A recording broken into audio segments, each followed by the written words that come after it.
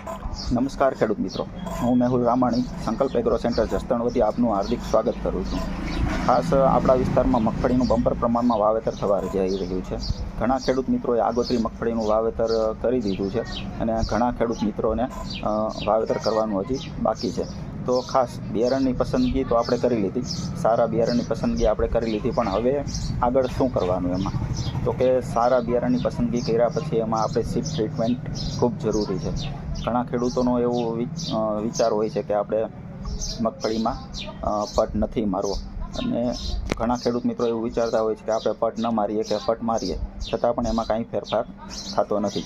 તો ખાસ આજે આપણે સીડ ટ્રીટમેન્ટ વિશે વાત કરવાની છે કે મગફળીમાં પટ મારવાથી શું શું ફાયદા થઈ શકે છે, અને એમાં 4 થી 5 મુદ્દાનું આપણે ખાસ ધ્યાન રાખવાનું છે.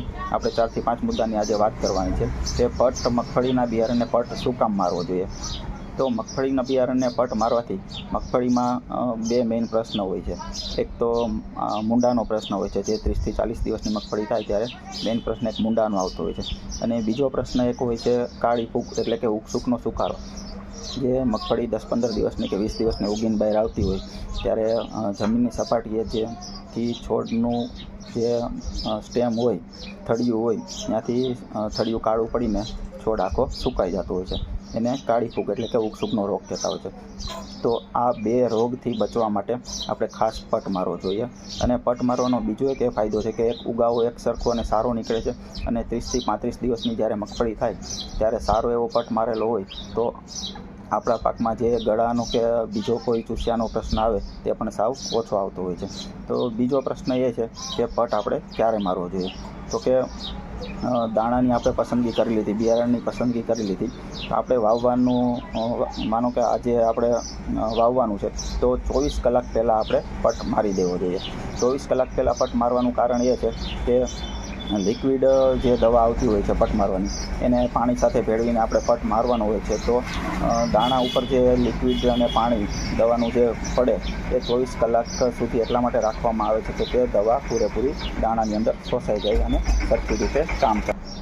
હવે ફરી ત્રીજો પ્રશ્ન એ થાય આપણને કે કઈ દવાનો પટ મારવો જોઈએ. જનરલી અત્યારે થાઇમિથોક્સામ 30% FS કોઈપણ સારી કંપનીનું 80 થી 100 ml પર મણ, એટલે કે 80 થી 100 મિલી પર 20 કિલો બિયારણને 200 થી 300 ml પાણી અને 80 થી 100 ml દવા, આ બંને મિક્સ કરીને 1 મણ દાણાને પટ મારી શકાય. 24 થી 48 કલાક પહેલાં વાવવાને 24 થી 48 કલાક પહેલાં સારી રીતે પટ સરખી રીતે મારી દેવો જોઈએ. અને બીજો એક પટ આવે છે કાર્બોક્સિન 37% અને થાયરમ 37.5%. બંને 37.5% કેમિકલ આવે છે. તે જમીનમાં રહેલી જે ફૂગ, જે ઉગસૂકનો રોગ છે તેમાં સારામાં સારું રિઝલ્ટ આપે છે. એટલે કે 1 કિલો બિયારણ દીઠ 2.5 ગ્રામ, એટલે કે 20 કિલો દીઠ 50 ગ્રામ વિટાક્સ પાવરનો ઉપયોગ કરવો જોઈએ. ચોથો પ્રશ્ન એ છે કે પટ કઈ રીતે મારવો.